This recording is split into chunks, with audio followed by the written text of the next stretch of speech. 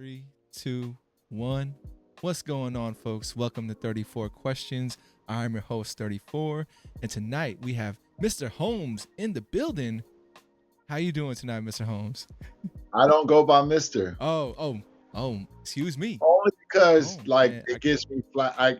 My dad is Mr. Holmes. You know what I'm saying? I hear you, So man. I just go by Holmes. You know. I definitely let the kids just call me Jan. So, and the real the real respectful ones will throw the Mr. Jan in there. Right. Right. You tell them, yo, it's just Holmes. Okay, Mr. Holmes. Like, all right. My bad, dog. No, it's not your bad. You didn't know. It's all good. No, I'm learning. That's what it is, man. I'm learning. But for you and for the folks out there who are unfamiliar with the flow of the show, we start off with a warm-up. After the warm-up, we'll jump into an icebreaker. Then we'll turn to the Wheel of Fate, where we'll spin the wheel. Whichever number it lands on, we'll start the conversation there. And we'll finish out with some closeout questions. Sound good to you, Holmes? Good to me. Do you go by just Jan or? Well, on the podcast it's 34, but 34.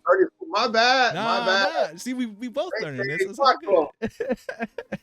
Nah, it is 34 on the pod. But no worries, man. I haven't gotten the confidence to tell the kids, just call me 34, man. Yeah. Oh yeah. It's coming. It's coming though. It's coming. It's coming. It's coming. It's coming. Well, cool. Well, before we jump into the warm up, just want to ask you, man, how you been? You been doing well? You been doing great? How you been lately? That's a good question, man. I really appreciate that.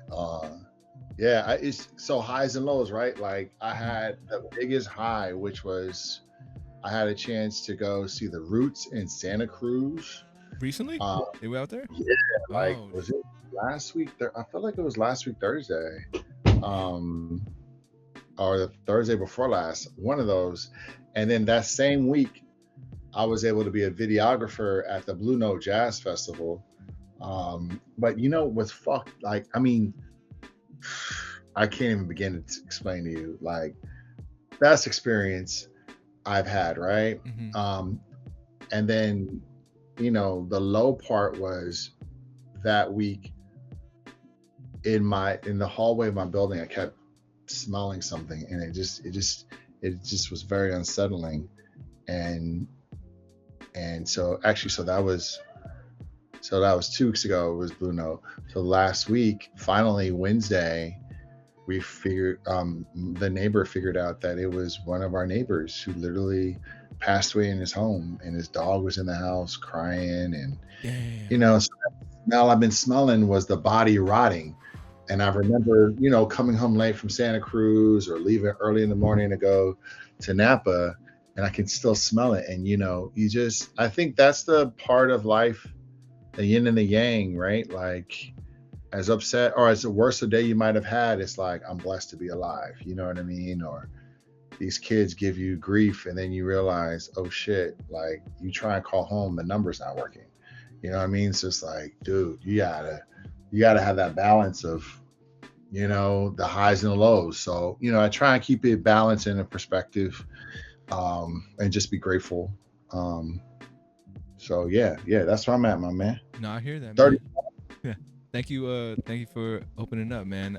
That's a crazy story. I haven't had that experience of, like, finding a dead body. Hopefully I never have to. But that does make me think, like, as far as, like, that's, hopefully they went out peacefully. I think the tough part for me to swallow sometimes is like, damn, like, how long did it take for someone to notice, or like someone to, like, check up on them and all that stuff. So it's like, I would hope somebody out there cares for that person and, was trying to figure it out. Maybe they just weren't in town, weren't around. But, I don't fear a lot of things, but I think if my body wasn't found for a while, that would kind of suck. I'll be like, damn, man, like, nobody was checking up on me. But yeah, no, I hear that. I mean, the worst part is, like, now that the smell isn't there anymore, like, people have been putting flowers out there, and we put some flowers, and so you get the aroma of the flowers. Yeah. You start to realize, like, the symbolism behind flowers, and it's not permanent, right? But there are moments when it gives you that sense of hope and perspective, and sometimes it just comes from a scent or just the beauty of its arrangement. And so, yeah, I never really associated flowers like that, you know. And I Gotcha. never smelled a dead body before, but yeah, rest in peace, my man Dana. So Dana, I don't know if yeah, so a big part of this podcast is you know, it is about memory, and it is about having ourselves, you know, live on past, you know, our normal timeline. Um mm, I don't know if you feel comfortable, but maybe not now. Maybe we can come back to the end of the pod, but if you had some kind of memory that you would just like to throw out there for them. yeah, yeah, yeah. I remember when he first got his puppy. It was a puppy pit, and he never had a dog before. And dog's name was Koa. And thankfully, we're not in New York because after 48 hours, it might have been euthanized. You know what I mean? So we're in California, so Koa's still alive. But I remember he first got Koa. He was like, "Yo, what food do you feed her?" Like, you know, and he actually gave a guy in the neighborhood who used to be homeless and isn't anymore, and has a dog, and his dog outgrew his harness or his leash, and he was like, "Yo, I want you to have this because you're just getting a new dog." So like, he was kind of like a really genuine person, at least from what I knew. And my dog got along with his dog, and he doesn't get along with any other dogs in the building because he sees the building as a place to protect me, Mm-hmm. not a place to have fun and just be cool with other dogs. So yeah, he loved Koa. Koa's still around, but he also loved Dana. He would jump on him and everything. So I think that's the fondest memories I have of him. That's dope, Uh, man. so yeah. Thank you for sharing. And Dana, you out there, and I hope you know we talking about you. We ain't forget. Yes, sir. All right, man. Yes. All right, man. All right, man. Well, let's move on to the next stage, which is the warm up. All right. My first question for you in the warm up, Holmes, is what would you like the audience to know about you? I like to frame this like as a disclaimer, right? Whatever they hear after this, they'll know more about you at this point. So they're like, oh, okay, I know where he's coming from. I know. Right. Yeah. So what would you like the audience to know about you? Oh man, like I've always aspired to be a Renaissance man, an intellectual. I I I love conversation. I love um, being. I love the like intersectionalities that I am, and being able to fully live it. Like being from South Central LA, but having gone to a boarding school in Massachusetts, having graduated from a small Ivy League school, choosing to work in Harlem, having lived in Harlem for 20 years, you know what I'm saying? Like, but always, having respect for the culture and all cultures, right? And so for me, I think trying to be the embodiment of what my mom raised me to be. And then also like I would push back and challenge her, right? And so there's a reason why I did so, because she grew up in Mississippi at a time where it was hard to actualize being black, because you did it, but it was a means of survival. There's certain things she wasn't able to do. That me growing up in LA, I'm kind of like, why can't I X, Y, and Z, right? So, I kind of lived through her spirit, and yeah, I share that with my students. You know what I'm saying? And I oftentimes don't wear a collared shirt or a tie because I want them to see me dress comfortably and casually, and I want to be able to be viewed as someone that is as comfortable as they are in school, but yet hold myself to a high standard of intellect when educating students. So I hear you. It's not the suit, right? It's the person. never. So no, I rock with that for sure. I think I have my uniform that I feel, and I say that because we don't really have one, but one thing I learned, I was a behavioral technician. I think you know what that is. for like students previously. So I had that, and one of the things I learned for sure was it's important to be consistent, and like it just brings safety sometimes to some students that need that. So that's for me. This hat is, you see me all day every day with it on, and any hella hungry stuff. The same khaki pants I wear all the time. But yeah, so I get that for sure, and same reason, like I want to show kids that it's not just, you know, what you wear, you know, it's what, who you are and all that stuff. So that's definitely, I vibe with that. You've had the unique experience of living West Coast, East Coast. I'm not going to ask you which one's better, but I'm going to ask you what's different. What do you feel like are the differences between East and West Coast? Oh yeah, I mean, I think West Coast. So it's funny because we say East Coast, West Coast, and cats are like, all right, well, what if you're living in on the East Coast, but you're living in Maryland, or if you're living in, you know, in upstate New York, and there's a lot of West Coast vibes out there. But ultimately, like, I think when we say East Coast, West Coast, we're thinking like Oakland, you know, San Francisco versus New York City, you know, Philly, maybe possibly Boston. But, you know, when you think of New York City, traditionally, it's like you don't have a whip, you know, you don't have a car. You know what I mean? So you're interacting with so many people, you're sharing space in a way that's, you know, could be respectful, could be disrespectful, but you're making an attempt to share space, right? Because we're all sharing these resources. And I think the city has that vibe too, where you feel like, you know, you're sharing resources, but you can hide in a car. You can hide in your Waymo. You know what I mean? I think technology, and I mentioned Waymo, like being able to get a car on your app, you know, that kind of changed, tech changed a lot of things, right? And so I think ultimately, culture's in your face. You can smell the culture in, you know, New York City, especially if you choose to leave Manhattan and go into the outer boroughs, you know what I'm saying?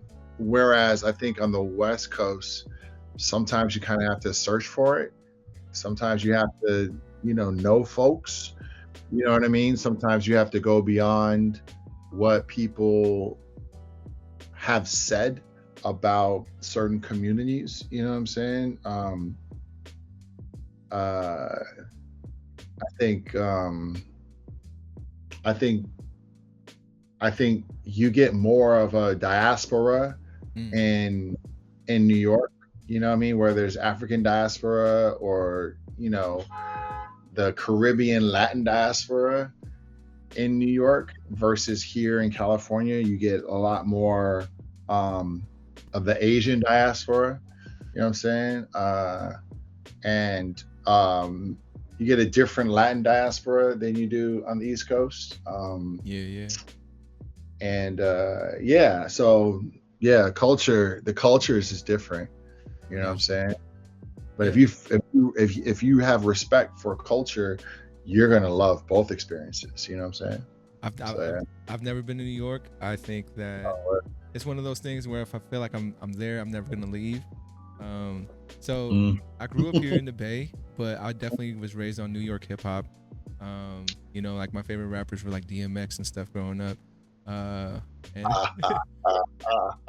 so, and like Nas is my number one for sure. Word. But yes, and so I got a lot of like the Bay folks, and you know, my homies out here were definitely listening to the hyphy movement, and you know, the Jacka and all that stuff out here, and I just wasn't vibing with it the same. I don't know. I feel like the jazzy, you know, hip hop stuff out there in the East Coast was drawing me. The Roots, right, from Philly and stuff. But yeah, so never been. I think I wouldn't leave though. And but I will make it out there for sure. Go, man. You should really go. Yeah. Like, I'll be out. X used to hang out at, there's a cab depot called Malcolm X Cab. And X, the Locks, they Rough Riders, that was their spot. They would hang out there. And I know it sounds like I'm bullshit, but like legit. And I remember going to go play ball, and there is X and in a lowrider, and I'm like, yo, DMX is just chilling. You know what I'm saying? It was Malcolm X Cabs, or yeah, outside of Malcolm X Cab. You know what I okay. mean? I mean, Is Malcolm X is great. So Malcolm X, I have a feeling like it's connected because Malcolm X's daughter had a crib there, like mm, adjacent to it. So I don't know if like they had started it and then maybe sold it. I don't know. I got And you. God rest the dead. We used to call him X. I think he passed away. Good dude, man. You know, because I was like, yo, your grandfather, man. You know, and yeah, sad situation. But yeah, I think that's the other difference is that you definitely will encounter. You know, I encountered Jay leaving the club, and I didn't see him, but his people were outside, and they Yeah. had. I am not making this up, man. Like 10 Benzes, shorties with a poster on some Rockefeller type shit. Like he made sure, like, yo, you want to be inside because I'm here. You know what I mean? So Yeah, yeah, yeah. the culture of music, like music is very real there. You know what I mean? I gotta feel So it, man. I gotta feel it for myself.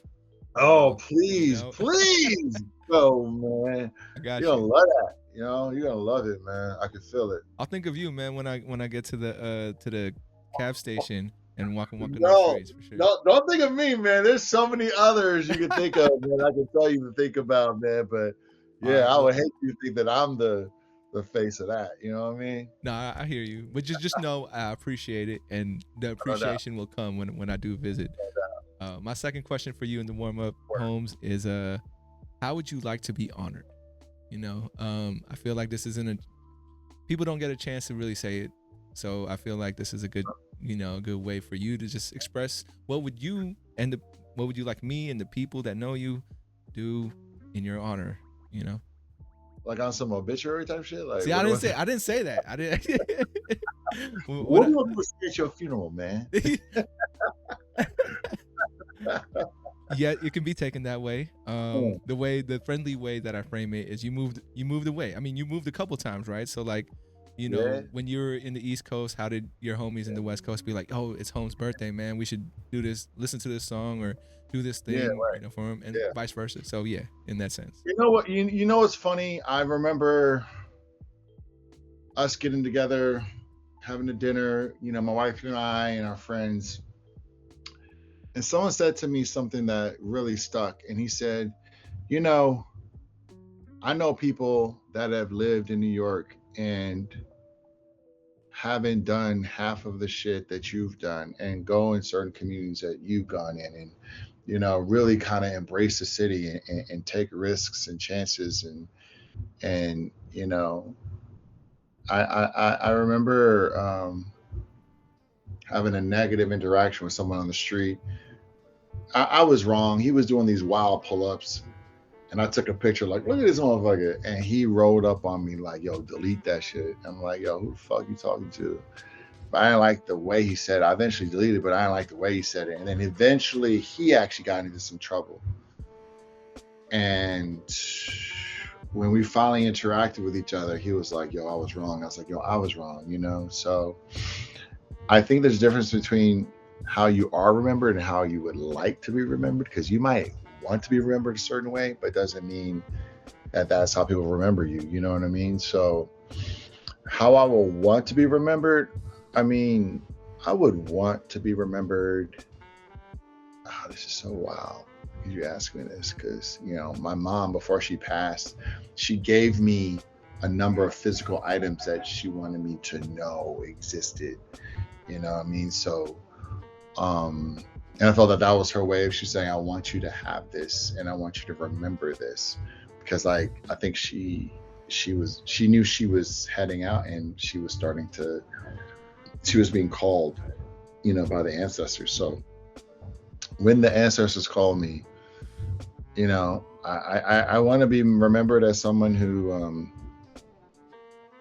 you know, really gave his time and sacrificed years to ultimately try and make communities that are considered marginalized and considered valueless, and yet there's so much value and beauty in these neighborhoods and communities. And I would hope that I'll be remembered as someone that tried to make the community better, and someone that able to that created community, that made mistakes and that grew from their mistakes. Man, if I can just be remembered as that, you know what I mean? Having taught in the Bronx, Harlem, Mission at this point, you know what I'm saying? Portola, you know, working with Black and brown people and loving on my Black and brown people, loving on my Asian people, you know what I'm saying? Loving on people in general, because I definitely worked in independent private schools. So just a lover of people and an intellectual, and someone that, you know, tried to help kids have a better experience at life than I've even been granted. You know what I'm saying? So Right on, man. yeah, that'll be it. Now we know. Now we know. And a lover of music. And a lover of music. Don't forget that part, right? yeah, they know I love music, man. I love music and current events. You know, that's my jam. You know Current events. Oh, that's my shit. Yeah. So like I mean, it's funny that you mentioned current events, because I think of current events that's like, how can you keep up, man? Like there's just so many things that's happening all the time. And like, yeah, so tell me like what let me ask you, what does that look like for you, or how does that process in your mind? Like you know, most of us get up, we see the headlines, we see what's on our feeds. What's that like processing for you? Yeah, I mean, I remember as a kid getting a New York Times subscription, you know, and growing up in Los Angeles, thinking I'm the shit because I'm getting the, you know, the whip with the homies going to school with my New York Times under my.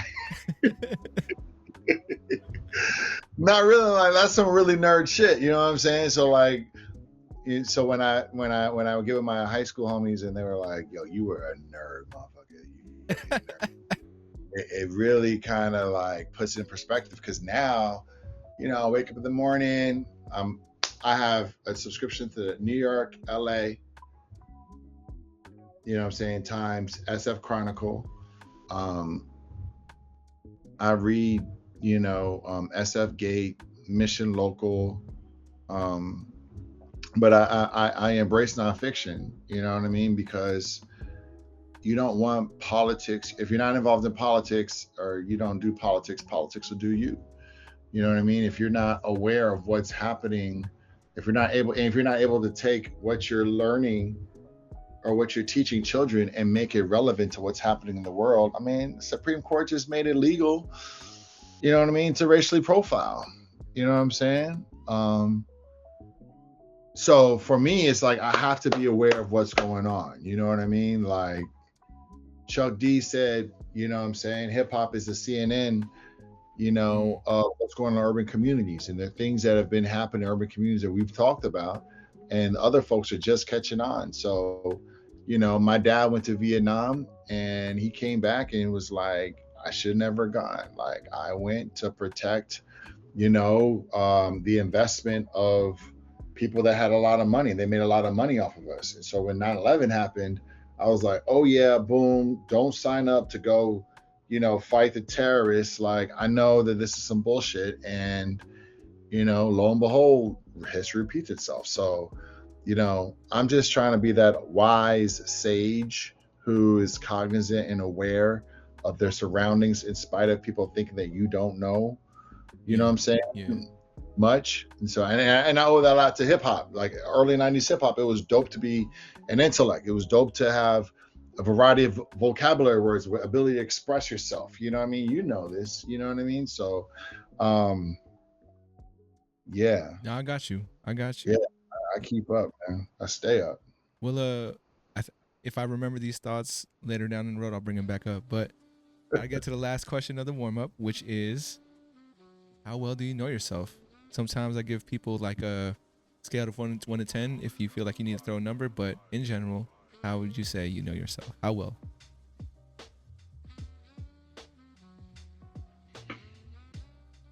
I would say Wow, that is a beautiful question. At this point, I'm about 7.5. I got you. What's when's the last time you surprised yourself? Where you're like, oh, that's me? I didn't know that I had that in me. You know, kind of feeling. Yeah.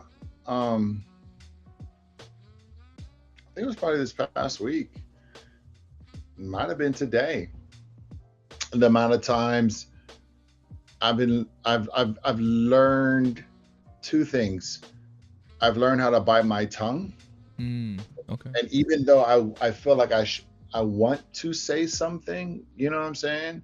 Sometimes it's better left unsaid and have that moment kind of marinate, and I'm being a bit more reflective. Mhm. And then the other thing is that I've learned that be careful of what you say, because you might be trying to project that you know some things, and the more you know, the more you owe. So you start to project that you're knowing something. Now people are gonna look at you like, oh, you know what I mean? So sometimes it's cool to be humble and project humility, and not project ignorance, but somebody says something, maybe they're trying to get a rise out of you. You don't have to respond with what is in your mind. Let them hear what you're not saying. And sometimes that's even louder than what you are saying. Damn. And so, yeah, that's kind of what I'm on right now, man. I got you. That's the first time I think I heard that saying. The more you know, the more you owe. Oh, for real? Yeah, I think so. I think so. So that's a new tidbit for me. That's what's up. But nah, I hear you on that. I am known, if you don't know already, I feel like everyone in my life will say I'm probably the quiet one. I'm pretty timid. Like, I know my bosses, when they're trying to get to know me, like over time, they're like, okay, you're the kind of person that's trying to read the room, trying to hear everything, where people are coming from, because like there's dynamics to that. And sometimes when I enter spaces, for sure, when I enter new spaces, I'm just being me in the corner.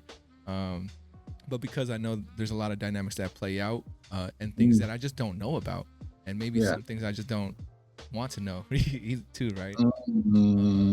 So I know for me, I'm very much more like, I'm gonna talk to you one-on-one. I'm not gonna do it in front of like everybody, but I will try to pick your brain and stuff when it's more private. But nah, I definitely feel you. I think what you're mentioning, the way I perceive it for myself, is like I pick and choose my battles. Like and sometimes maybe I should. Some people might say I should be fighting more. But for me, like it's worked out so far. Wouldn't say super great, but yeah, it's a learning experience for me. And I think as I get older, as I gain more experience, the way I view what I feel like I can take on is going to be different. Definitely, I already know that from how I was when I was younger. So it's just for me, when I try not to, my therapist would say otherwise, care about what other people think. But yeah, it's definitely just a big thing. I don't know if you feel that way, if you feel like, so earlier you mentioned, carrying a newspaper, being a nerd and stuff. I was a kid that would go to, I would get to school super early. Like my parents dropped me off like at 7 a.m. So You're that kid? I was that kid, dog, for sure.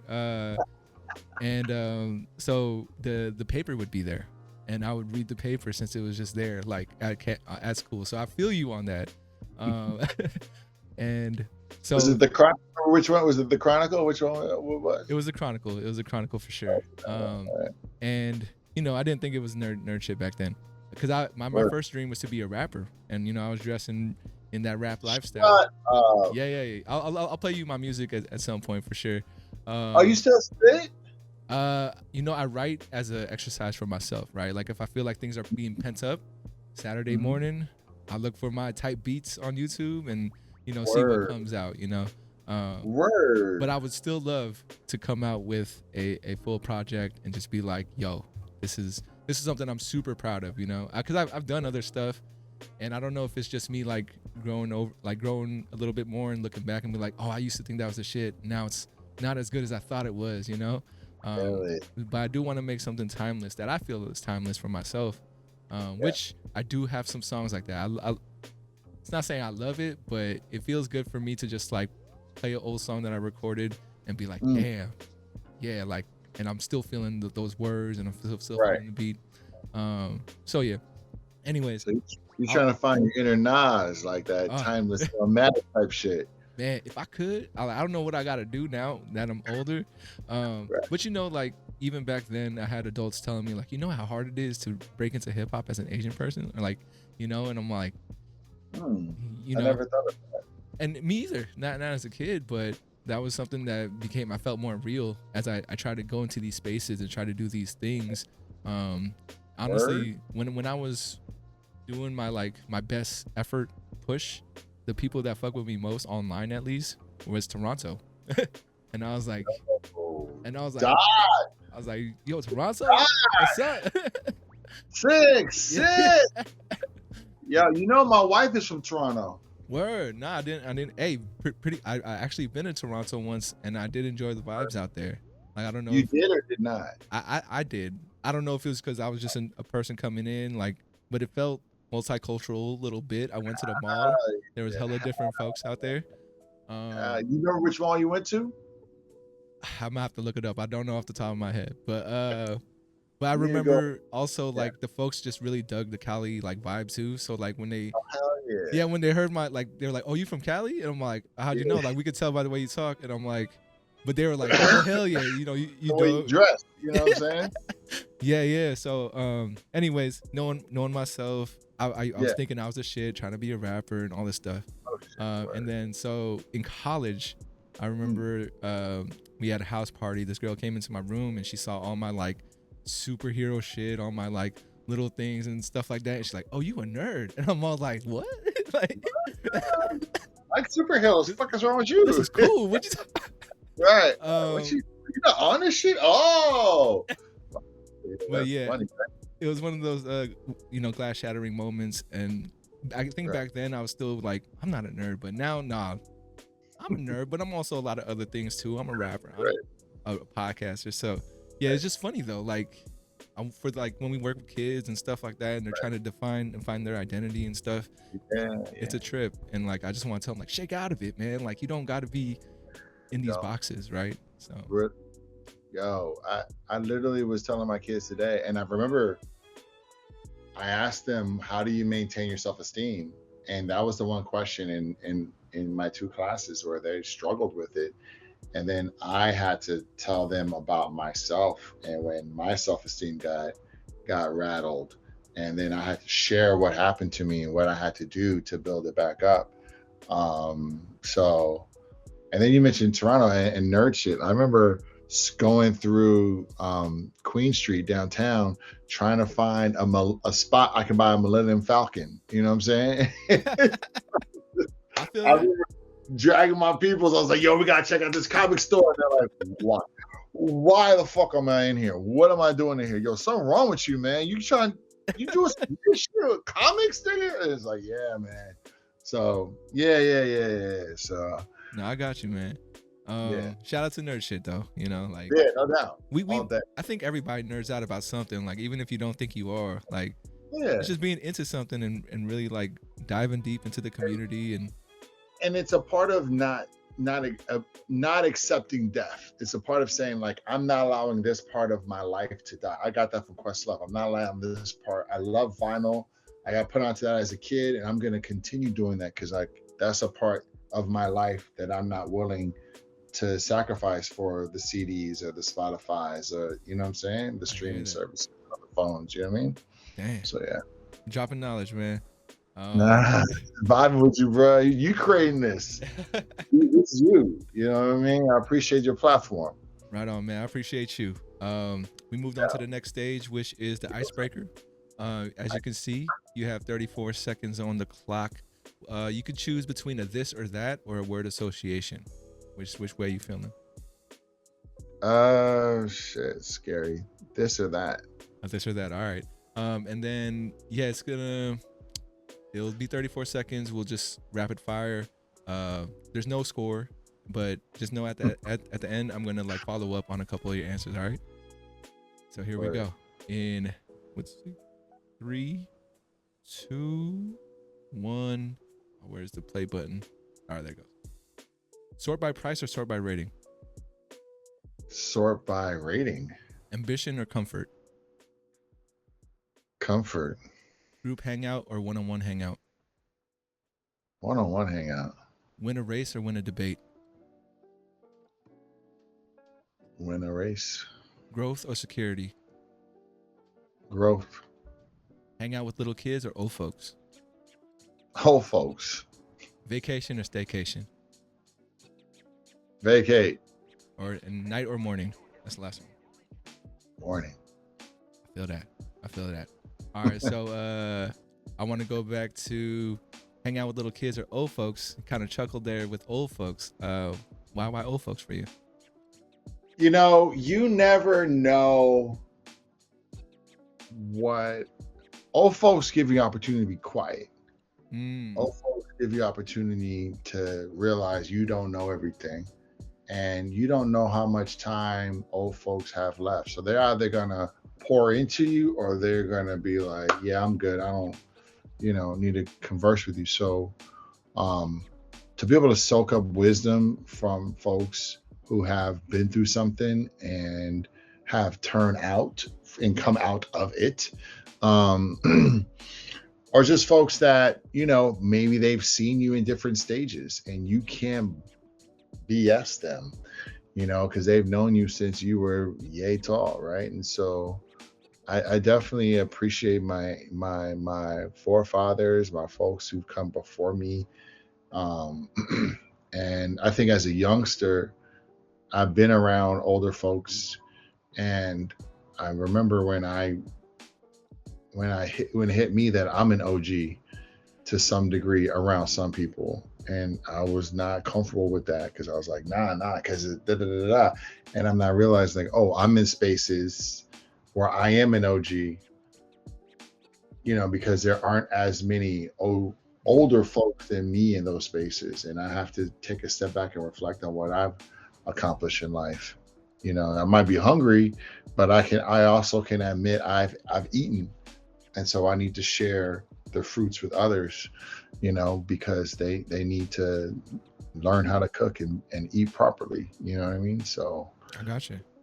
Yeah. And then the second one I want to ask you about is group hangout or one-on-one hangout. You said one-on-one hangout. What made you lean that way? I think you can hide in the group. Okay. I think it's one-on-one, your true self comes out. You might get a question thrown at you that you don't expect. I think in a group you can also assume a different identity.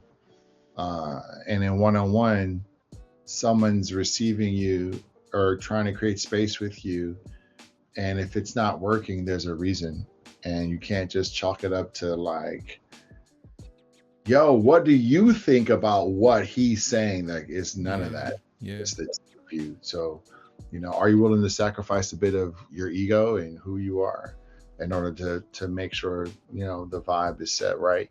You know what I mean? Like, are you going to drag someone down your rabbit hole? Yeah. So yeah. You can't hide in one-on-one, No, I'm with you there, man.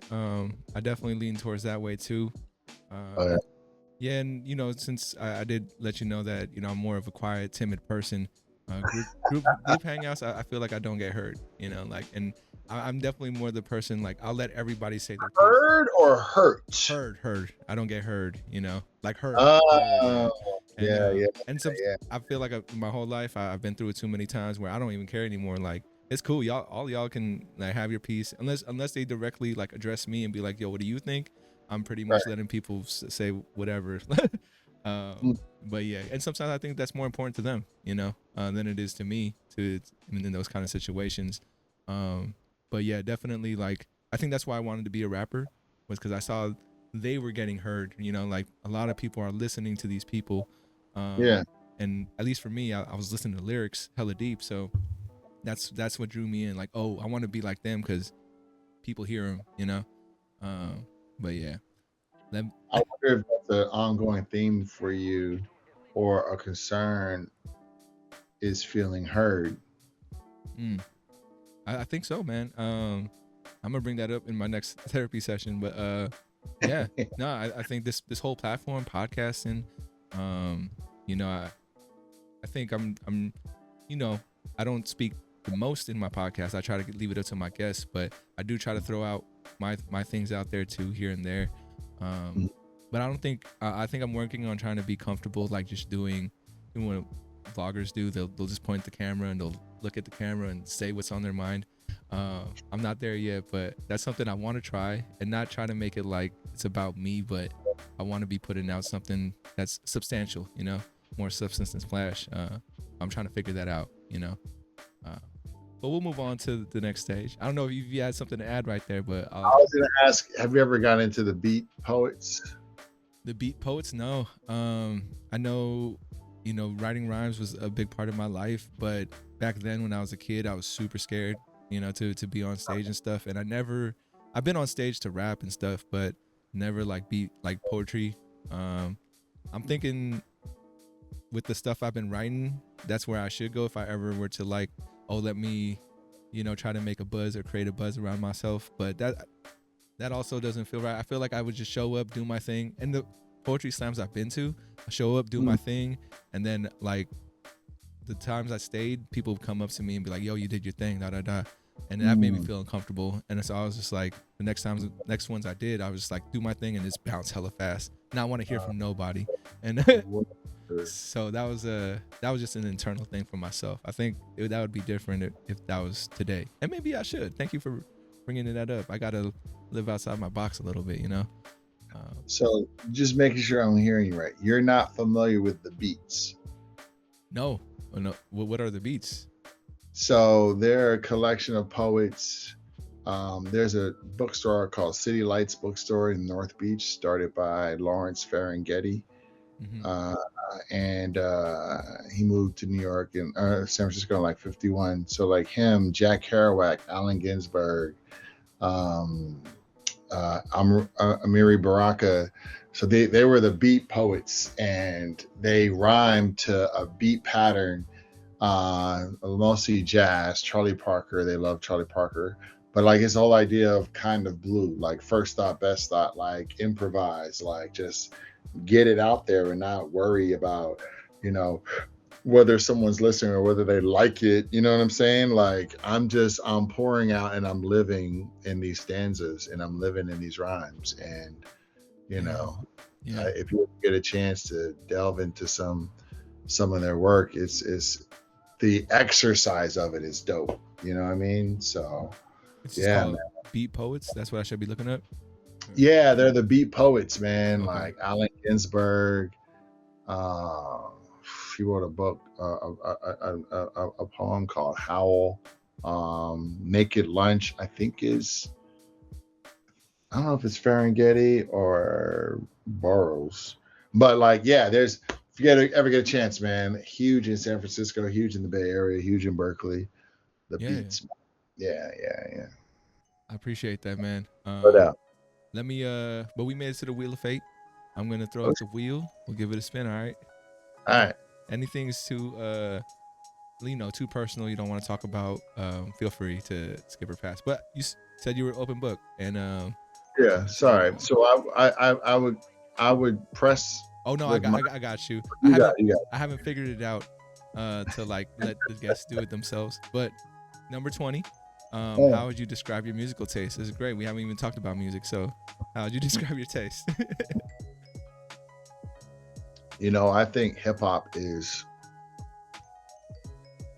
embodies all genres: pop, funk, soul, jazz, Afro beats. You know what I'm saying? Like, I think hip hop is the love of my life. It's what made me who I am. It's gave me opportunity to express. My mom, big in the church. You know what I'm saying? How am I into hip hop if I grew up listening to gospel music? You know what I mean? So, yeah, man, loving hip hop. That is my musical taste. And I love, you know, the idea that there was a time when hip hop didn't exist, but what people did to like rapping didn't exist, but people were into music and certain kinds of music, post disco, post disco, and like how that eventually led to hip hop and all the different samples. And you know what I mean? Like you have to be really in tune to music to be able to really connect to hip hop. So yeah, man, I'm a head. I'm a hip hop head, bro. I'm with you there. I was gonna ask you, what would be like? I mean, I feel like we should save this question for like in person, because I want to ask you who would be your like 4 performers in your like dream concert. But I know that's gonna take some time to think about, unless you got it off the top of your head. Dream concert, like Dead or Alive or what? Dead or alive, your dream concert. This is for your honor, right? It's for Holmes' honor. We want to get these artists on stage. So like, shit. So I know we save that for in person, maybe, if you feel like it, you can't think of him right now. Right now, it's all right, good. Go ahead. Yeah, like I would love to have seen Maze featuring Frankie Beverly. Yeah, he just embodies soul music. He reminds me of when I was a kid in the car, you know, driving around with my dad. I wish I regret never seeing Luther Vandross. So Maze featuring Frankie Beverly, Luther Vandross. We just came from Stern Grove not too long ago, and I was able to see the Marley Brothers. Sure. So to see their father live, bruh. Oh man, you know what I mean? Like stupid. And then it's a toss up between Michael Jackson, okay, or Prince. Ooh, either or, dude. Like I'm kicking myself that I never got the chance. Not that I ever had a chance to see Mike like that, but just to be able to see Prince. You know, I had a chance, and it's all good. But yeah, those would be my 4. I mean, I'm going for sure.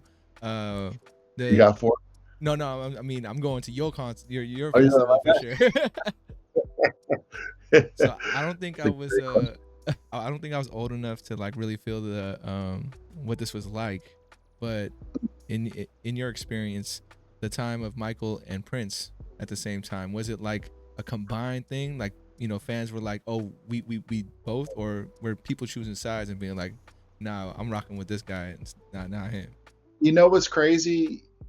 There was a time when they were both alive. I think I was in college.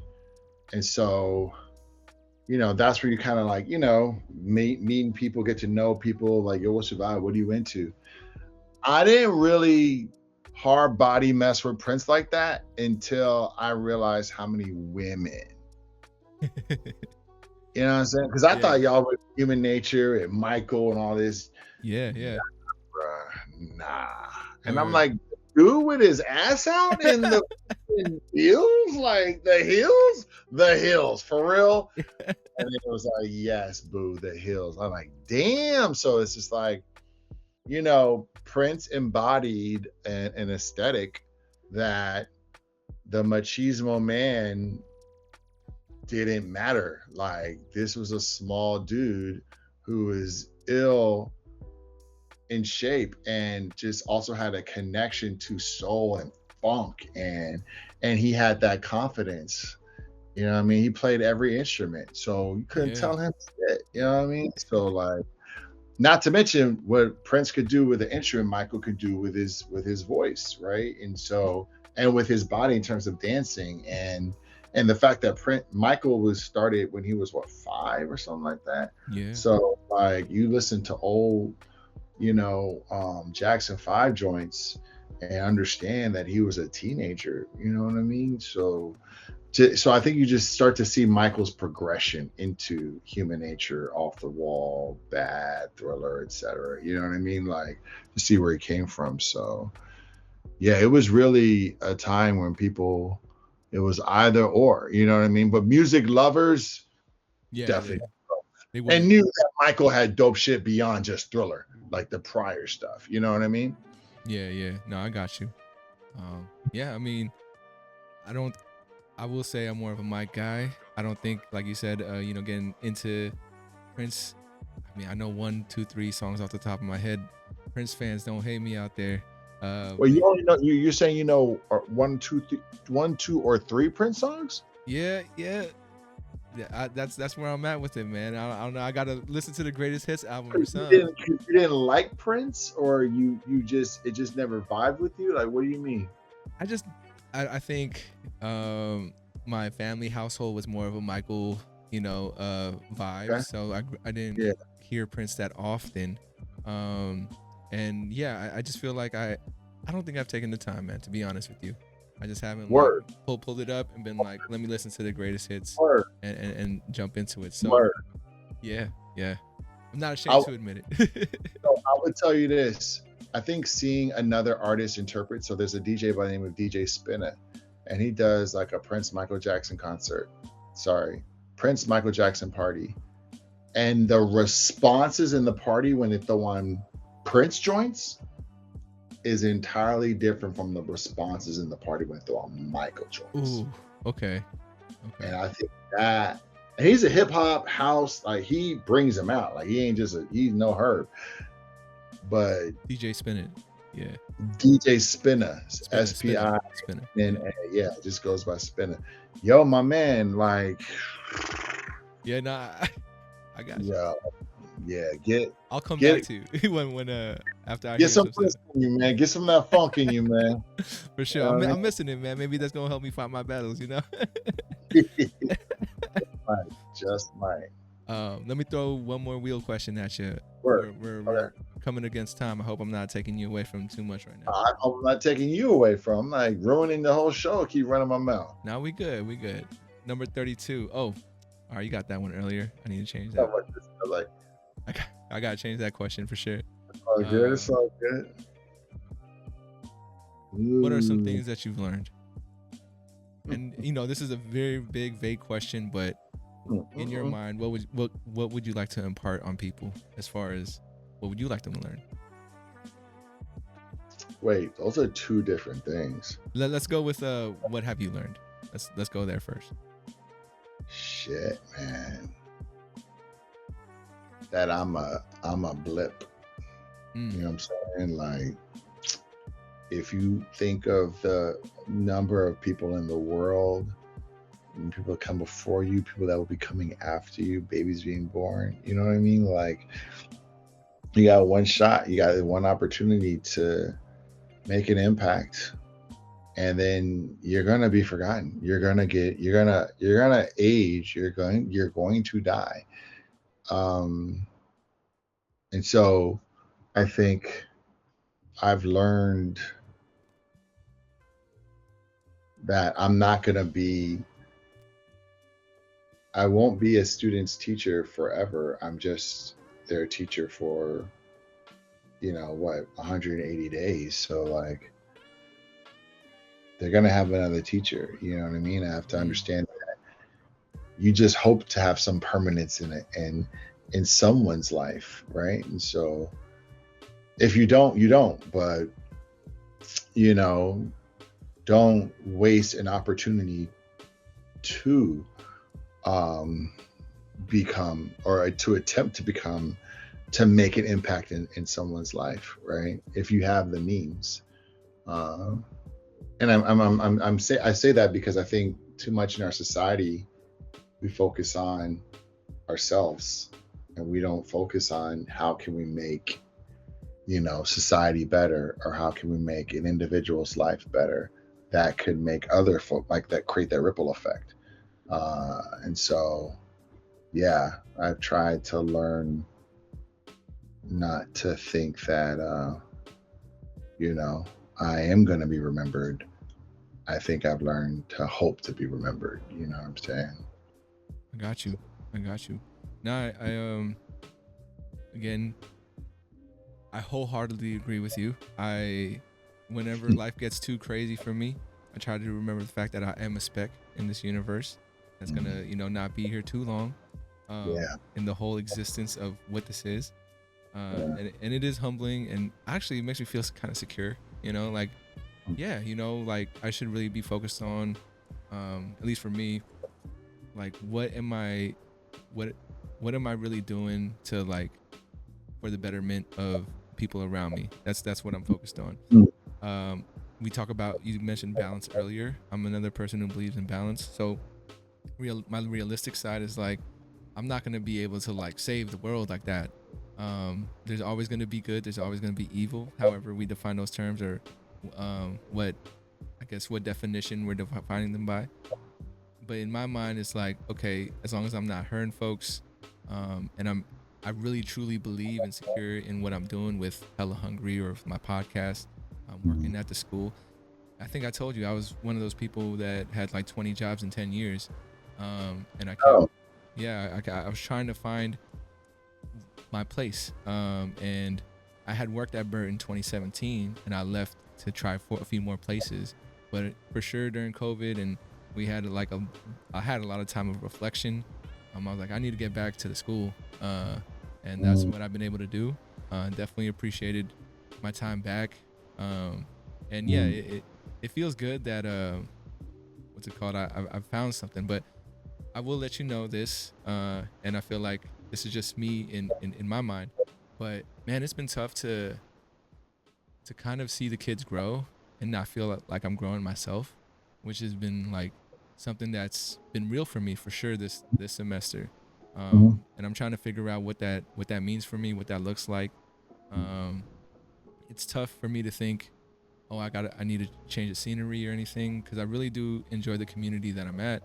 And I think there's a lot of like energy there that I enjoy, or that I try to bring, that helps out, at least in my mind. That's what I think. But I also, like I said, it isn't about saving the school or saving the world, right? It's just being in places at certain amounts of times and giving it your all. But yeah, man. So I hear you on that for sure. When I think about the kids, same thing. It's like, I tell them all the time, I'm just a dude at your school, and like, it's great that you guys want to come see me or come into my space and stuff, but you're not required to do all this, right? So like, that's why I have a deep appreciation for the kids that do come, because it's like, yeah, this is by your choice, and that's dope that you want to, you know, be around the why and the folks in the why.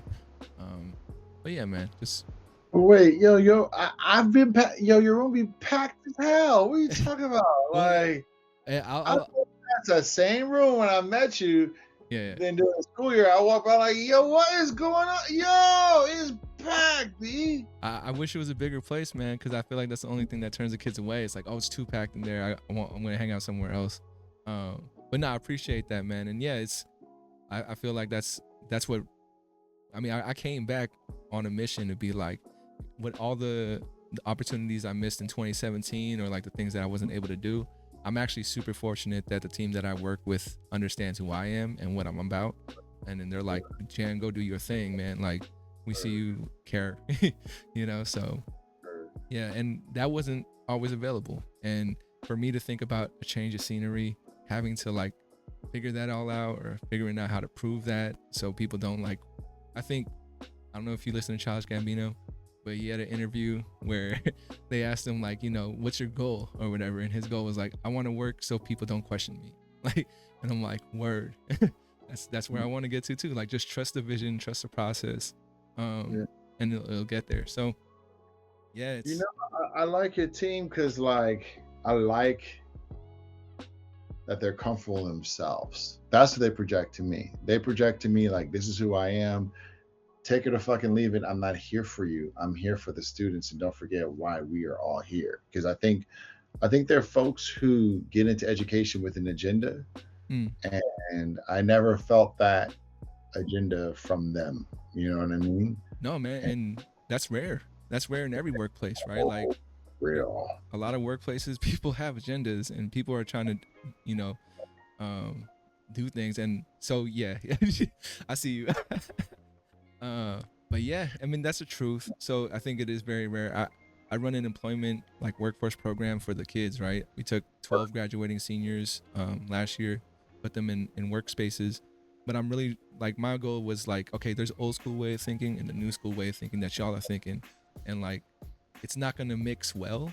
So let's try to Mm, bridge this gap, and like where's the compromise? And I'm trying to tell you this as a person who's been at so many jobs and worked with so many people, that I know what they're looking for. And you stay current with the events, so like the perception of the old heads versus the kids that are coming into the workforce. They're like, we don't fuck with y'all.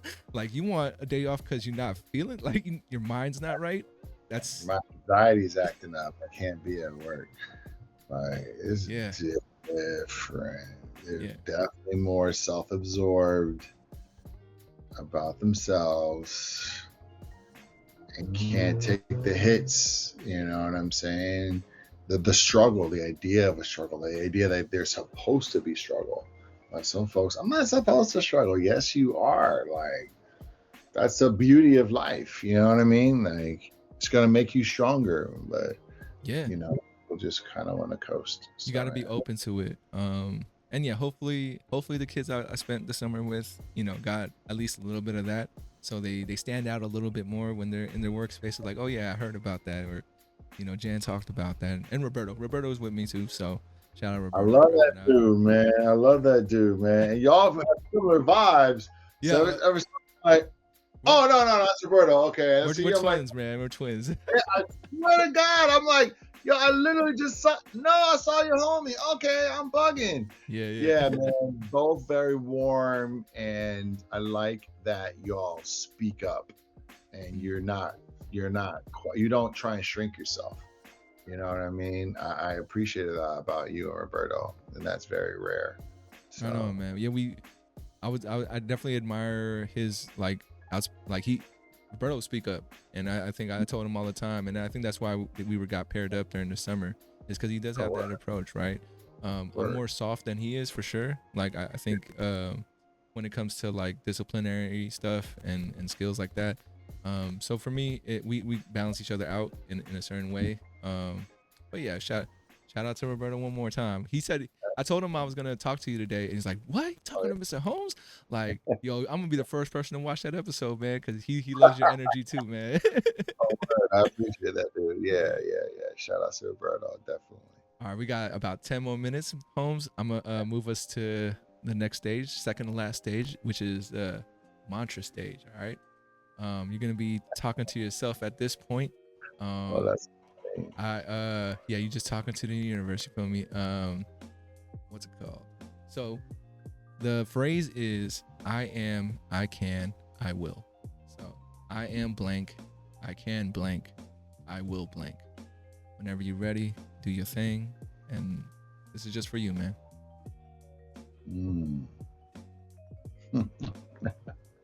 Yeah. What up? What up? It is good to see your ass, man. You know what I mean? Like, self-talk. All right, so I need you to know this. I am God. You know what I'm saying? Like, I am divine. I am a divine spirit. And the moment I forget that, I've succumbed to someone else's control. I can do whatever I want to do on this earth.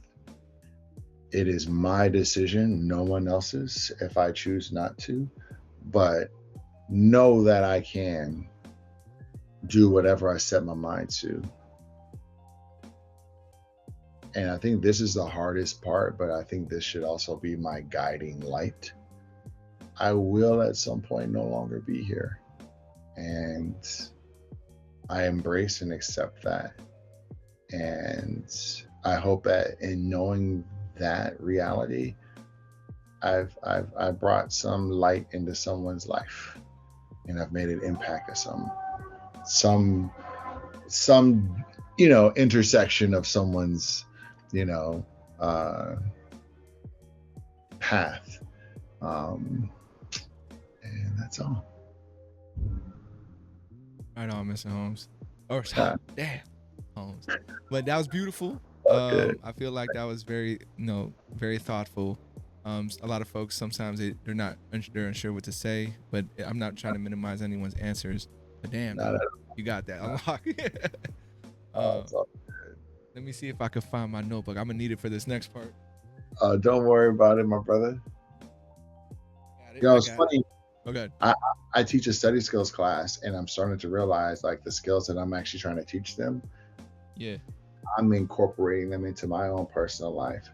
And so, you know, a friend used to always, a fellow colleague would play like this gong. Every time I walk in his room, he's got this meditative music. I'm like, bruh, yo, man, you're always playing that meditation stuff. And he goes, you thought I was doing that for the kids? I'm doing that for myself. You know what I mean? I That got was you. so real. Yeah, that was so real. I really appreciate him for that. And that's how I feel like for study skills, like don't front like everyone has it all together and knows how to study and to think and how we learn. Like I'm incorporating that into my life too. I'm growing with the kids. Like when you said growing with the kids, I'm growing. I'm not gonna let them, you know what I mean? Like get all this knowledge and I'm not supposed to do it too. Like I'm receiving it too. Forget that. Otherwise it's not worth teaching. I'm teaching something that I want to learn. You know what I mean? So Yeah. No, that great thing about doing this after school stuff. That's what I think a good boss will ask their staff like, what are you passionate about, and what is it that you want to, what program do you want to run that's really going to get you into it, right? So yeah, like people ask me, do I want to be a teacher? I'm not 100% sure, just because it's like I know there's boxes that y'all gotta like meet, or like numbers gotta hit and all these things, and I'm just like I'm not gonna see a student in that way, like honestly, and it's gonna just like I don't know if it's gonna destroy me, but what you mean boxes you gotta check and numbers you gotta hit? What are you talking about? All right, maybe I got this wrong, and you tell me. Like I feel like there's let's say, like, just say graduation rates, right? Like for certain schools to get money, they got to have a certain amount of kids that like either are put in the attendance hours that they're at school, and stuff like that. And I don't know if that's necessarily like, if I'm not a teacher, so you can let me know if I'm way off. But that's how I kind of see the struggle that I would encounter if I was going to be a teacher. It's just, you got to push these kids through. You got to get them to graduate, even though they're not ready. Like we just got to make sure that they get to the next spot, because I don't know how it really affects the bigger picture, but I mean, I think the biggest picture is attendance. If students aren't in seats, then and that's at private schools, charter schools, traditional public schools, Catholic schools. You know what I'm saying? Like we make our money from, not like me as a teacher, but the school is able to exist if you have a demand for students that are wanting, or parents that are willing to put their children into schools where they can succeed. And I've fortunately have worked in situations where their parents are like, I'm not trying to send my kid there, and there's a serious impact, and there's a reason why. These parents aren't stupid, right? And so I think if you create that authentic, or at least because as a principal you can only do so much, but if you are setting a culture in a school that makes kids want to come, I mean, to see those kids try and get them pancakes, yeah. I mean, like I've never seen that before. And so if you keep coming up with these little, because they're gonna have, it's mandatory that children go to school. It's not mandatory that you feed them pancakes for coming to school. And so I think you don't teach because you're trying to, you know what I'm saying, like check off a certain box. I teach because I'm trying to close the achievement gap. You know what I mean? I want more people of color to be in positions of power, and so. Oh, let me just be clear that I'm not saying that's every teacher's like reason or mission. I think everyone has their like driving light when it comes to that. I just think that's one of the like ceilings, I guess, or things that I would hit my head upon when like, you know, in those conversations. But I appreciate you kind of explaining that further for me. Yeah, it gives me a different perspective on it for sure. And I always told myself maybe I'll be a teacher when I'm like, you know, really like, you know, I don't know if you know this reference, but like Mr. Feeney age, you know, like, you know, that kind of teacher in that sense. But Yeah, I don't know that reference. Mr. Feeney, oh man, it was from the TGIF Fridays, man, Boy Meets World. It was from that show. He was a teacher on that show. That was like the teacher figure on TV for myself when I was growing up. The show is called Boy Meets World. Yeah, Boy Meets World. Yeah, that's what it's called. Is it like he's like an alien from outer space or some shit? Nah. It was a family growing up in Philadelphia. It was about like the middle child like growing up. Yeah, it was I'm surprised, you know, I didn't listen to Prince, so you know, for if you didn't listen to Boy Meets World, that's all good. Yeah, no, I gotta check this out. Boy Meets World. Right, I mean, I don't know if it's aged well for you, but if you go back to it, you'll definitely get the '90s nostalgia hit and be like, oh, this is what it's about. Yeah, it was ran from like I want to say '94 to 2001, something like that. So it was a pretty popular show. But yeah, check it out when you can. I'll get. I wanted to give you the next question right here in the closeout, which is from my previous guest. So shout out to Reese LB. His question for you is, what are you doing to better your craft?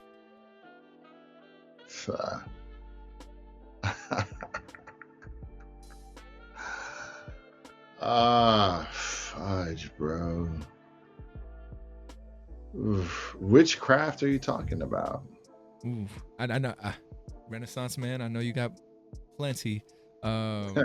I would say let's start with the one you feel like you work on the most, you know, or like you give time to the most. Maybe outside of work, because I feel like work is, you know, a craft that you work on every day. But yeah, something that's not in at school.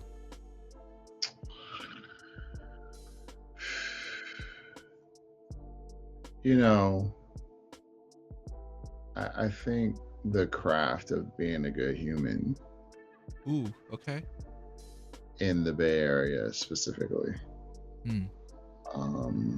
Because I think, you know, the hub of tech and social media, I think we sometimes stray away from being human. And I think we avoid moments of that carnal instinct and moments of empathy and moments of self-correction. You know what I mean? I think we shy away from that here in the Bay Area because people are, you know, so into their phones, or, you know, they don't go out as much, they don't interact as much, and so sometimes their interactions are few and far between, authentically few and far between. You know what I mean? So I think sometimes, I think that is, I'm a bit more, you know, as I've gotten older, you know, I've made some mistakes, and so I'm trying to be more mindful of, just be more mindful, you know, as a human. That one is where I'm spending a lot of reflection time, and from that trickles down, you know, DJing, relationships as a DJ, relationships, you know, as a husband, relationships as a teacher. You know what I'm saying? So yeah. I hear that. I am curious now. I asked you about East Coast, West Coast thing. I'm gonna ask you about NorCal, SoCal thing. Who, like, and it could be the same or, you know, different, but I'm curious to see what you think of, like, people. It sounds like you said, you know, as far as authenticity goes, and like people here up here in NorCal, you know, have their mask on. Which do you feel like it's the same down there in SoCal, or like? Oh, SoCal is just straight fake. Like, I think there's an opportunity to be completely in your car. You know what I'm saying? Like, SoCal, you're just like, yo, I'm going to the beach. I'm going hiking. I'm in my car. I'm legit in my car. You know, we don't even have BART. We have the bus, but it's like, Yeah, not the you same. not it's not the same. I'm not saying people don't catch the bus. I'm not saying people don't catch, you know, the trains out there, but there is definitely a difference in Northern and Southern California. I feel like Southern California hides itself in commercialism. You Mm. know what I mean? I think it hides itself in uh, the idea that, you know, you want to uh, like you feel like you're in a movie, or you feel Mm. like create. I remember I used to come home from New York and visit my family, and they want to go to this new mall, and I'm like, yo, you know, they planted these trees. Like, this is fake. Like, they're just trying to make some shit look beautiful. Like, you know that, right? Like, you know, this whole outdoor seating area is had this picturesque like vibe, because like you're not getting that in New York. You know what I mean? Like, it's like you're getting like the best restaurant is gonna be some small little, you know, spot, or like a little takeout joint, but the food is so good, or it's gonna be in a neighborhood that people don't really want to go into, right? And so, but that's what makes it dope, right? But then Yeah, here yeah. and the West Coast, it's like, oh, we're gonna be in this ritzy kind of create this fake vibe. And you know, I've really, I gotta shout out the Mission, because you know, I used to come to the Bay and I would go to San Francisco, but I never really knew a community. And having worked at O'Connell for 3 years, you know, I've navigated myself in the Mission, and it's like one of the few places where there are spots that exist from years ago, even though it's becoming gentrified. There are people that still have a mentality that like, yo, you know, forget all that Google shit. Like, Yeah, yo, yeah. you're on my block. You know what I'm saying? Like, and I love that the sense of authenticity um, that you get in the Mission. So I definitely feel like Southern California has dope spots. Don't get it twisted. You know what I mean? But you got to really, and San Francisco also has communities that seems very plastic and Mm. artificial also. You know, Yeah, Bay Area, yeah. San Jose has that, Marin has that also. But, you know, ultimately, I feel like, you know, Northern California has an anti-establishment vibe that I don't feel when I'm in Southern California. I got you. Um, and no hate to my hometown, but there's something about, you know, not caring what you look like, but yet still looking fly. You know what I mean? There's something about like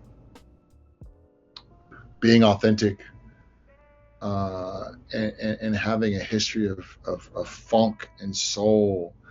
You know what I'm saying? Like that we have here in the Bay, that LA comes to the Bay to get. Like all my LA people are like, yo, I need to spend some time in the Bay because it's so different. Weather's different, food tastes different. You know what I mean? The music sounds different. You know what I mean? It's Yeah. like you're really traveling if you go to the Bay, right? You're going to LA, it's like you're on a vacation. But coming to the Bay, it's a different experience. You're like, what is this? You know what I'm saying? So, yeah, Now I I hear when definitely. when people go to LA, it's like, where you really going in LA, right? LA is so vast and big. It's like, where you going down there? um, I was in LA. Where were you? Where were you for real? You know what yeah, I mean? yeah, yeah. Yeah.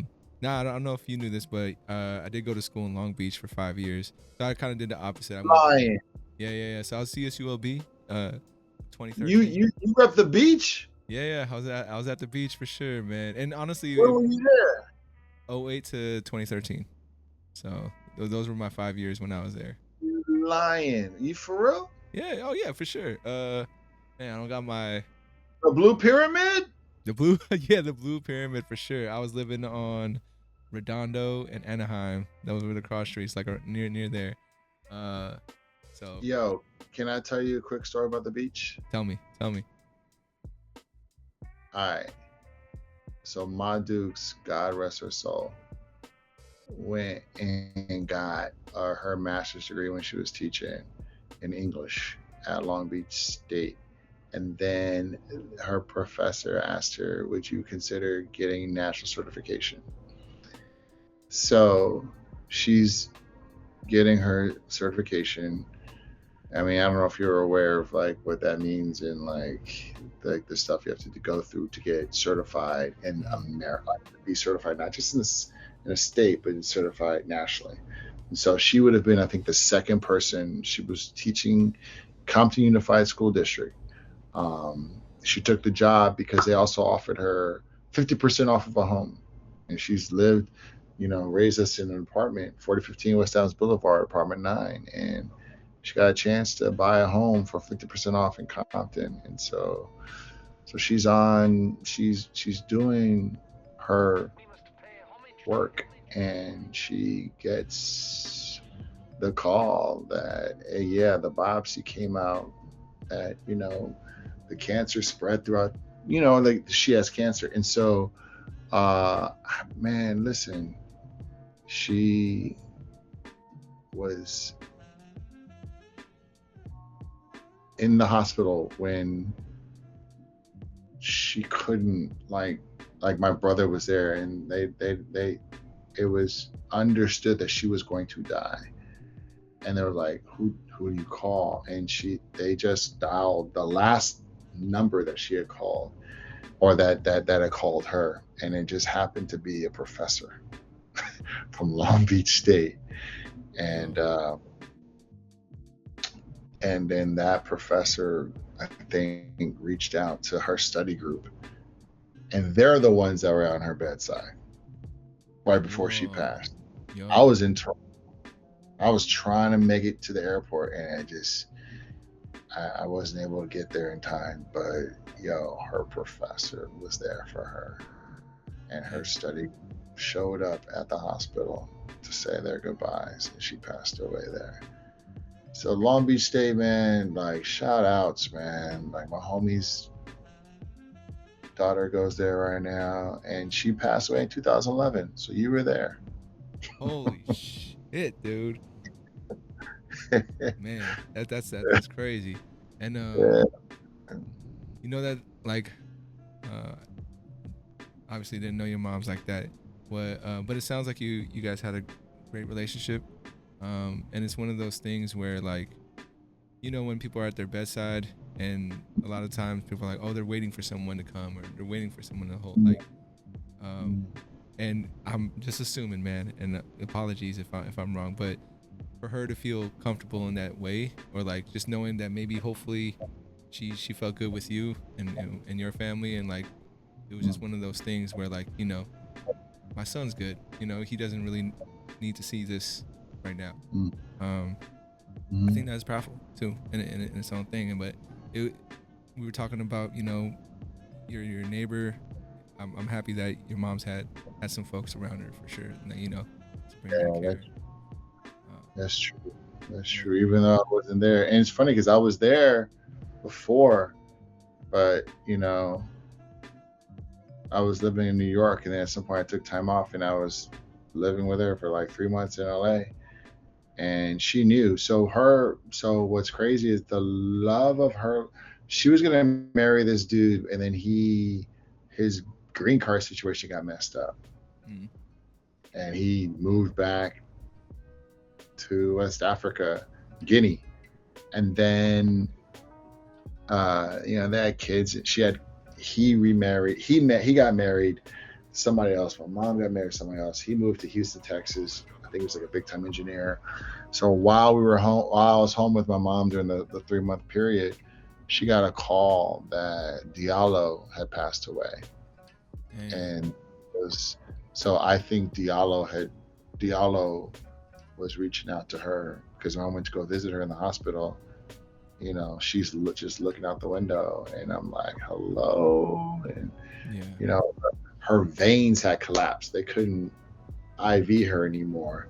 And I think she was like, I'm on my way out, but I'm not going to do this while you're here because you need to get back to New York and deal with your affairs. Mm-hmm. On my way out, I get into a car accident, like not a bad one, but like I hit the car and I just couldn't process.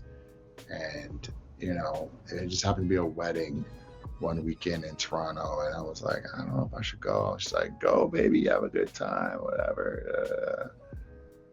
And we got the call. And it's like, Jesus Christ. And you know, when you just, I will never get over that sense of powerlessness. Like, there's nothing I can do. I can't heliport there, you know, Yeah. and he just sits with you. So what do you do when there's nothing you can do? You know what I mean? That's just a humbling experience that, you know, really changes you, you know, for the better. So, yeah. I hear that, man.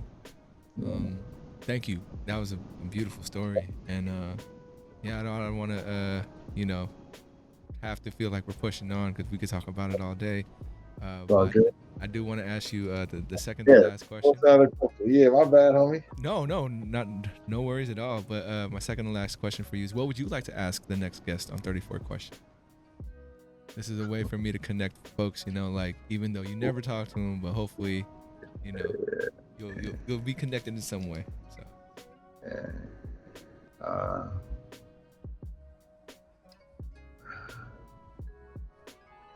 I think I want to know, with the next guest, what was the last time the next guest was publicly vulnerable? Okay. When was the last time you were publicly? Yeah. Ooh. You know, it's funny because I like answering these last questions too. Yeah, let's go. And you're challenging I love me. it. Yeah, you're challenging me, man, for sure. I think it's been tough for me, man. Really? My easy cop outs would be like, oh yeah, when I've rapped or whatever, and that's been a long time on stage and stuff. I think about like when I speak with the kids. I think it leaks out because the jitters happen. You know, that's how I know it's for real. Is when I'm like starting to choke up a little bit, or like I'm starting to fear what I'm about to say. That happens a few times. I get in my head about stuff, or I get in my head about like, am I talking too much? Because being a quiet person, like I feel more comfortable when the less I have to say. But when it's like, all right, Jan, go ahead and tell us everything or present something or like what it is that you want to do. Publicly vulnerable. Last time, damn, man, I might be coming at a blank, and I think this is a good challenge for me, you know, like in the future for sure. Okay, I would say not super vulnerable. I feel like I could be more vulnerable, but I had an internship last year at a radio station, and it was like being as a reporter, an audio journalist. So I remember one of the assignments was just to go out there and like, and this wasn't even an assignment they gave me. It was one that I kind of volunteered myself for. I'm like, yeah, let me go out there and like try to get like on the street, you know, interviews and stuff. You know, that was, and I thought about like, this would be great if I can get this experience for my podcast and all this stuff. So I'm like, let me go do it.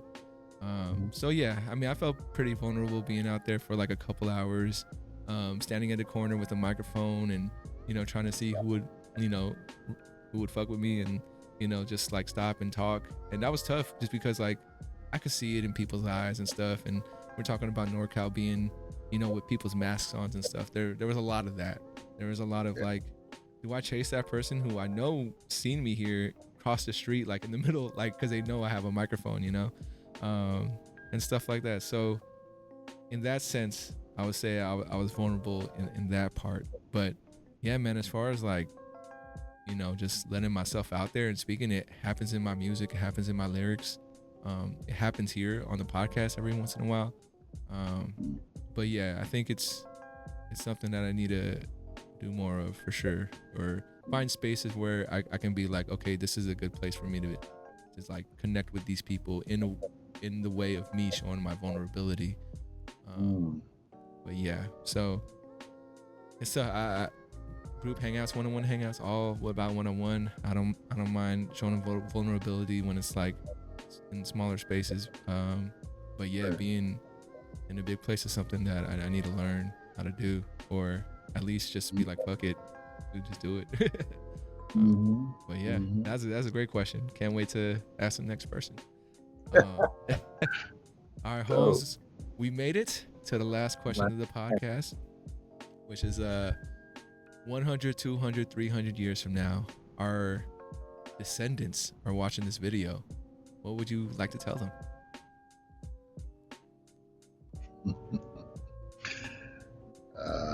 Jeez, 100, 200 years from now, what would you like to tell them? Oh my God. I would like to tell them what it was like to live under Donald Trump. With the hopes that with the hopes of that kind of history not repeating itself. I hear you. I mean, it's kind of tough because I feel like it seems like history always repeats itself. It just doesn't have like, you know, an exact timeline of when something's going to happen again, which is tough, you know. In my mind, at least, you know, when people ask me like, oh, how are you feeling? What do you think? When it comes to this kind of stuff, it's like things gotta get worse before they get better type of situation in my mind, which kind of sucks because like I feel like that's the direction it's going in. Like things are gonna get worse before they get better. And as far as like how I'm approaching things, it's very much on that individual level of like, you know, I never felt like I have that opportunity, or even a lot of the times I feel like I don't know what I'm talking about. So how can I be out there and telling people like, oh, this is what we should do, this is how we should organize. So yeah, that's my focus has always been just individual levels, conversations, and really understanding how especially students are kind of taking this in, right? Because they don't know it yet, right? They don't realize really what's happening. And then for me too, I think there is a part of like helplessness that I feel, just because it feels like it's just so big. Like, why don't we all just march to Washington as a country of people, right? Like I feel so binded by the everyday concerns and, you know, what's going on in my life, where, you know, I would think for major change and stuff to happen, that's the kind of stuff that needs to get done.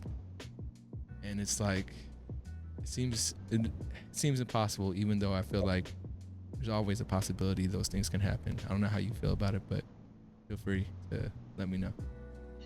Yeah, I mean, I think these are the times that I start to understand what it took to lead a civil rights movement, what it took involved. And let's take away the leaders. Like, I'm not even looking at the leaders. I'm talking about the folks who were on the front lines and that were going to those pickets and sitting in and, you know, just protesting. Like, it's the will of the people. And if we're willing to just stay on our phones and on social media and just be distracted, like, we're giving our country away to bigots and racists who want, you know, to take our country back to a time that we've moved on from. And the only reason we moved on from it is because people stood up and fought. And people were like, no. I know what America stands for. I know what America's supposed to be. And I'm going to push us to that creed. And so, you know, and it took everyday people, not the millions and billionaires, right? Because they had millionaires back then. And it wasn't them, right? Some of them were funding it. But it doesn't matter what you fund if people aren't going to show up. And so, you know, I'm just curious to know if are we going to still have democracy in our country, you know? And, you know, I feel like those same people that also felt helpless and hopeless, they had hope. They felt helpless, but they had hope. And they were like, I'm going to put my body on the line because this is what I believe in.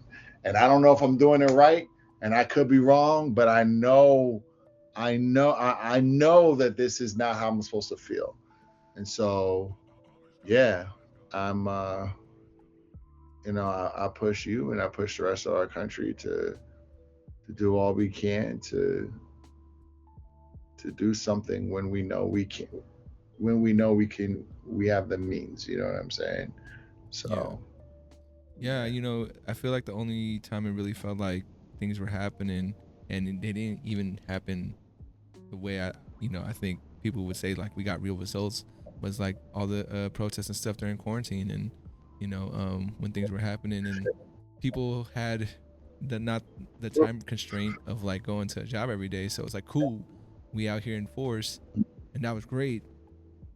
And then it fizzled, or like it either fizzled or like people just felt not hopeless, but definitely felt like, oh, this is gonna be longer than like, oh, we gonna do this for a week and then things are gonna change. It, right. it was tough, and not saying that I'm part of that group too that was responsible for like not showing up after a couple of weeks and stuff. And yeah, it's interesting that I don't know what it's gonna take as far as democracy goes and how long it'll be around, or if it does go away. I think there are going to be people who fight. Like that's what I think about the balance and stuff. Like, Yeah, there's always going to I be agree. that pushback. So I agree. hopefully in 300 years the cycle has come back and maybe it's stronger. uh Sure, we shall see. sure. But Mr. Holmes, man, that was the podcast. Any shout outs you'd like to give before we head out of here? Yeah, I want to shout you out. I only did this because of your spirit. You have a beautiful spirit, and I hope you're harnessing it. And I hope you're able to ward off people that take advantage of you, because people see something in you, and some people use it and manipulate it for their own personal gain and good.